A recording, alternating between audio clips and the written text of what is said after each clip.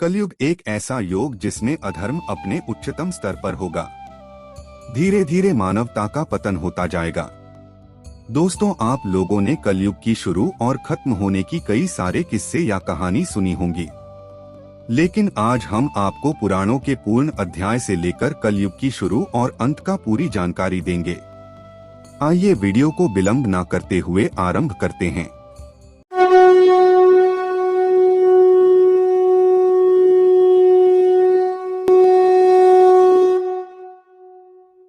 दरअसल वेदों या पुराणों में काल खंडों को 4 युगों में विभाजित किया गया है: सतयुग, त्रेता युग, द्वापर युग और कलयुग। सतयुग तब था जब देवता धरती पर निवास करते थे और इंसानों को पूर्ण ज्ञान था। क्योंकि हर इंसान एक दूसरे का दिमाग पर सकता था, इसलिए कोई झूठ नहीं बोल सकता था।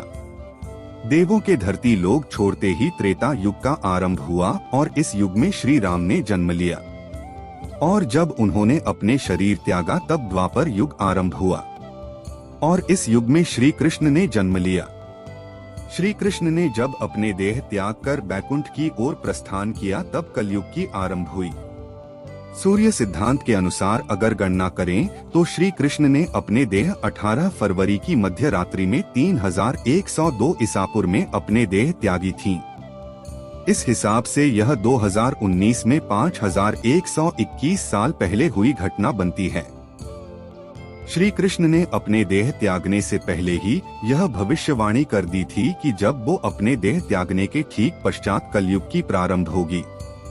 इस युग में ज्ञान का पतन होगा और अज्ञान अपने पैर पसारने लगेगी, लेकिन कलयुग के पहले 10,000 साल इस युग के सबसे अच्छे युग माने जाएंगे, क्योंकि इस योग में मानवता के पास आधी ज्ञान होंगी जिसमें मानव एक दूसरे की सहायता करेंगे। ब्रह्मा पुराण के अनुसार कलयुग 4,32,000 साल का होगा। पहले 10,000 साल में योगी धरती पर निवास करेंगे, उसके बाद यह ज्ञान भी विलुप्त हो जाएगा।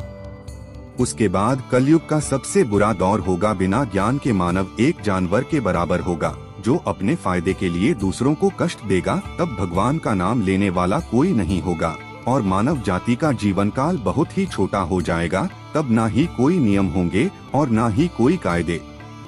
इस तरह 4,32,000 का अंधकारमय युग चलेगा, जिसके अंत में भगवान विष्णु कल की अवतार में अवतरित होंगे और पापियों का नाश करके दोबारा धरती पर सतयुग की आरंभ करेंगे। विष्णु पुराण के अनुसार भगवान कल की सफेद घोड़े पर सवार होकर आएंगे। भगवान परशुराम और भगवान हनुमान जी भी उनका साथ देंगे। उसके बाद भगवान शिव धरती पर प्रलय लाएंगे जो विनाश होगा। फिर प्राकृतिक धरती पर से कलयुग का प्रभाव खत्म करने के लिए 12 वर्षों तक बारिश होगी। फिर 12 सूर्य एक साथ उदय होंगी और पूरी पृथ्वी के जल को सूखा देंगे और फिर से सतयुग की प्रारंभ होगी, जिसमें पाप ने ही केवल पूर्णया ही श्रेष्ठ होंगी। श्री कृष्ण ने कलयुग से बचने का मार्ग भी प्रदर्शित किया है।